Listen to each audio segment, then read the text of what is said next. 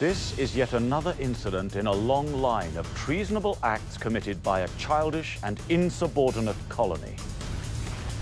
It was a simple protest. How could 340 crates of ruined tea set the colonies on the road to independence?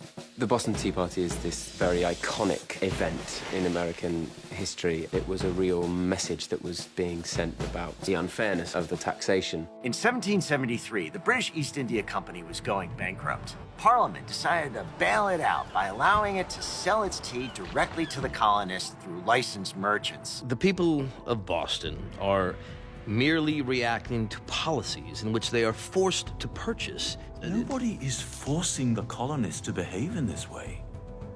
They seem quite content to subvert the king's authority all on their own. If Parliament can force us to buy tea from the East India Company, the largest corporation in the world, what power doesn't Parliament have? They're saying, hey, you know, we don't want to be ruled by somebody who got his power based on how he was born. And there's a fear that if we don't resist this, the East India Company will become the governors of Massachusetts the same way they've become the governors of India. And I think in the end about $2 million worth of tea was spilt over. After the Tea Party, Pickering and Gage were brought over, it was an embarrassment really to the crown. They shut down the harbour as a form of punishment. Nothing in, nothing out. No duty will go unpaid. No transgression unpunished.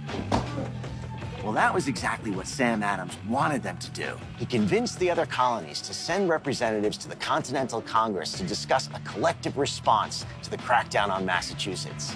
He knew that once the colonies started working together, there'd be no stopping the march to independence.